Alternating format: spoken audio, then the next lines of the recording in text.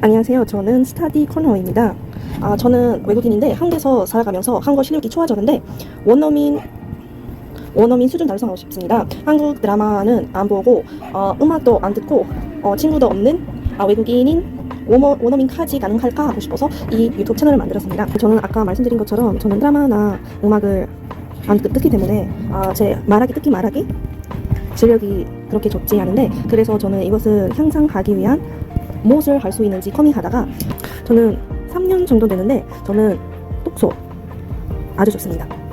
그래서 3년 동안 독서를 하면서 아주 즐겁고 쓰기 연습도 많이 되었어요. 왜냐하면 독서하다가 요약을 썼어요.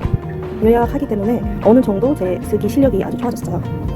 그래도 저는 이런 수준을 저는 충분하지 않습니다.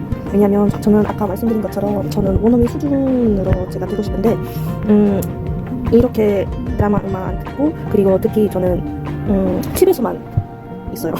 집에서만 있기 때문에 저는 어떻게 할까 고민하다가 저는 독서 공부 아주 즐겁습니다.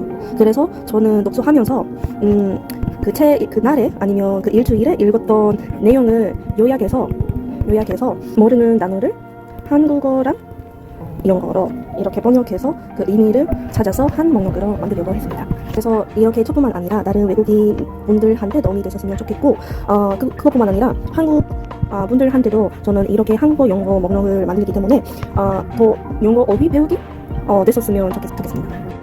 그래서 이번 비디오의 첫 번째 책은 마크 R 리어리의 그 책입니다. 이것은 제목이 바로 나는 왜 내가 힘들까입니다. 이 책은 심리뿐만 아니라 자기 개발 책인데 저는 개인적으로 커버에서 나 자신과의 싸움에 젖은 이들을 위하여 라고 적기 때문에 바로 샀습니다.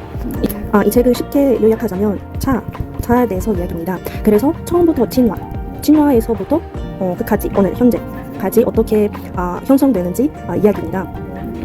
그래서 맨 처음에는 진화에 대해서 이야기입니다. 옛날에는 학교에서 진화에 가르치는 것이 금지였습니다. 이것의 가장 큰 이유는 종교였습니다. 그 시기 때는 신이는 우리를 만들었다고 믿었죠. 그래서 그 시기 때는 인간과 동물의 차이점은 인간이 영혼이 있다고 생각하고 있었습니다. 하지만 시간이 지나갈수록 점점 다양한 의견이 생겼는데 결국에는 존 스컵스는 과학 교수이고 진화 가르치는 것을 금지되었더라도 고등학교에서 진화 가르치기 시작했어요. 그래서 존 스컵스는 인간과 다른 모든 포유류들은 정신적인 측면에서 큰 차이를 보인다고 주장했어요. 그래서 인간과 동물들은 차이점은 영혼 아니고 자아라고 했습니다. 왜냐하면 동물들은 자 없거나 아주 작은 수준으로 있습니다. 그리고 인간들은 나라는 존재에 대해서 의식적으로 생각할 수 있게 됩니다. 그리고 가장 신기한 것은 인간들은 마음속으로 스스로에게 말할 수 있기 때문입니다. 다음에는 차가 있으면 어떤 것이 다른가에 대해서 5가지 특징의 이야기 나옵니다. 첫 번째는 계획하는 능력. 이 계획하는 능력은 자신에 대해서 생각하는 능력이 필요하기 때문에 가장 중요하다고 했습니다. 동물들에게 비해 우리는 무슨 일이 일어나도 자신의 마음을 머릿속에 실제 그런 일이 생길 때 자신의 모습과 행동을 상상할 수 있다. 이것은 바로 아날로그 자아라고 합니다. 이것은 엄청 중요합니다. 왜냐하면 책을 읽을 때 항상 나옵니다. 그래서 쉽게 말해서 아날로그 자아는 상상할 수 있는 능력이다 라고 생각하실 수도 있습니다. 두 번째는 의사결정과 자기 통제 능력입니다.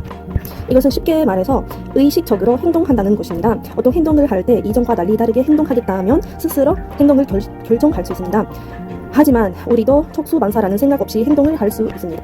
그래서 인간들은 아날로그 자아 플러스 촉수반사 둘 다 있습니다. 촉수반사는 쉽게 말해서 숨쉬다, 눈을 깜빡하는 거, 이런 여러 가지 이런 것은 다 촉수반사로 들어갑니다. 그래서 우리 인간들은 둘 다 왔다 갔다 사용한다는 것입니다. 여기는 예를 들어서 운전하는데 저도 모르게 갑자기 집에 도착했다. 근데 어떻게 언제 도착한지 기억 안 합니다. 그래서 이거는 바로 촉수반사예요. 왜냐하면 우리 인간들도 이런 행동을 하기 위한 아날로그 차 사용하기 필요 없습니다. 자, 세 번째는 자, 개념화, 그리고 병가 능력입니다. 이것은 아주 쉽습니다.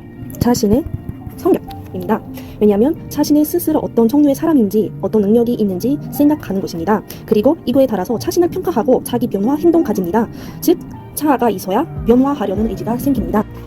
예를 들어서 좀 게임적인 예시인데 저는 한국어 말하기 실력이 아주 낮습니다. 근데 이거는 어떻게 향상할 수 있는지 생각하면서 언어 교환 클럽 참여하면 어떨까라는 생각이 들고 행동까지 됐습니다. 왜냐하면 매주 토요일 언어 교환 수업에 갑니다. 이것은 성격에 들어갈 수 있고 아닐 수도 있다고 생각합니다. 네 번째는 자기만을 들여다보는 능력입니다.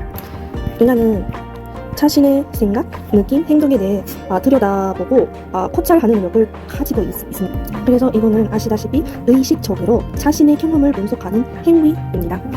그래서 여기는 4번이랑 3번은 합치면 딱 제가 옛날에 이런 행동했는데 근데 결과가 잘 적지 않아서 저는 이거는 다시 생기지 않도록 제가 행동을 아니면 성격을 바꾸려고 노력하는 거죠. 마지막으로 5번째, 가장 중요한 것은 다른 사람 입장에서 생각해보는 능력입니다. 이것은 자신의 내면 세계를 들여다볼 수 있어야 타인의 경험을 자신 경험처럼 상상할 수 있습니다. 자, 여기는 어휘에 대해서 얘기하도록 하겠습니다.